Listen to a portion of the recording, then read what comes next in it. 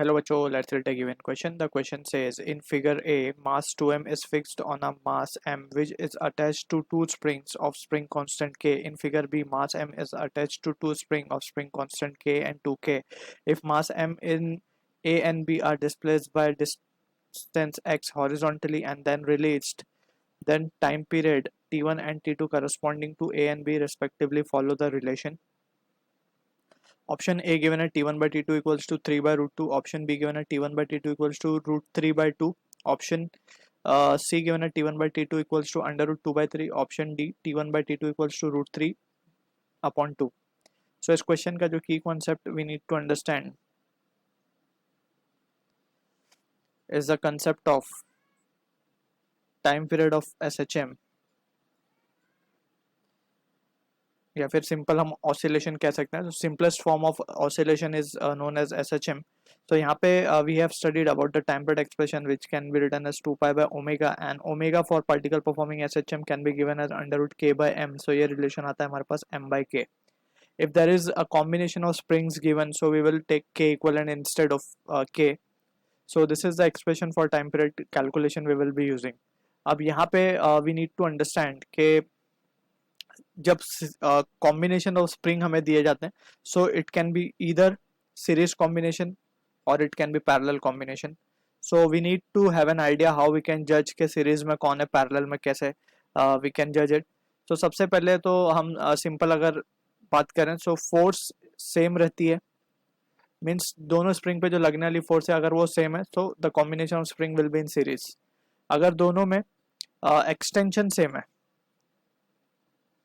extension is same, so in that situation we will say कि both are connected or the springs are connected in parallel. ये technical चीजें हमने यहाँ पे बता दी किस तरीके से. और दूसरा तरीका इसको समझने का, सीरीज में एक एंड ऑफ द स्प्रिंग दूसरे एंड ऑफ द स्प्रिंग से कनेक्टेड होगी, तो ऐसी कनेक्शन को हम सीरीज बोलेंगे. पैरेलल में एक एंड फिक्स होगा तो दूसरा एंड कनेक्टेड टू मास होगा. मिनिमम एक एंड को फिक्स कनेक्शन पे होना पड़ेगा, so that combination will be considered to be parallel. अब अगर हम हमारे सिचुएशन को देखें, हम लेट सपोज इस ब्लॉक को मान लेते हैं, दोनों कॉम्बिनेशन एक जैसे ही हैं. अगर हमने इस ब्लॉक को टुवर्ड्स राइट 1 सेंटीमीटर शिफ्ट किया, जैसे कि क्वेश्चन में गिवन भी है कुछ, कितना शिफ्ट किया है हमने इसको, x डिस्टेंस हमने शिफ्ट किया, तो 2k वाली स्प्रिंग x कंप्रेस हो जाएगी और 2k वाली k वाली स्प्रिंग x एलोंगेट हो जाएगी. यानी कि दोनों में एक्सटेंशन या फिर वी कैन से एक्सटेंशन की जगह जो डिस्प्लेसमेंट है या displacement of the spring, we need to use the term, better वही होगा.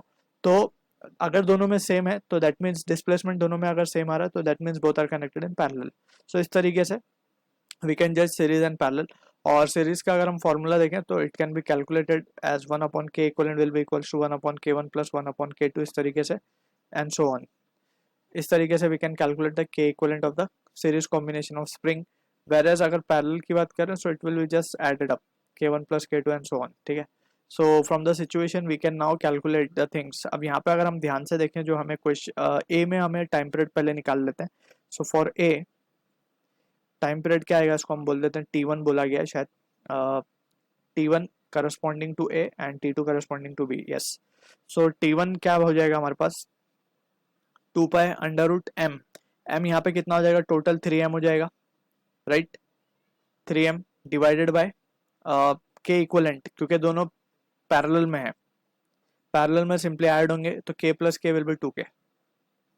सिमिलरली b के लिए अगर हम निकालेंगे तो it will be t2 and it can be done as 2 pi under root of mass will be just m और ये नीचे हो जाएगा 3k. क्लियर है.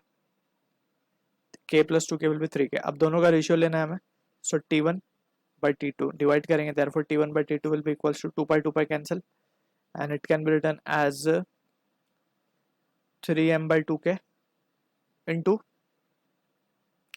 3k by m. so यहाँ से mm cancel, यहाँ से we can see कि k और k cancel. so रिजल्ट क्या आ रहा है हमारे पास, 9 है ऊपर, तो 9 का रूट के बाद 3 हो जाएगा, 3 by root 2. so ये रिजल्ट आ रहा है जो कि मैच होता हुआ दिख रहा है ऑप्शन ए के साथ. so I hope you understood the solution. all the best.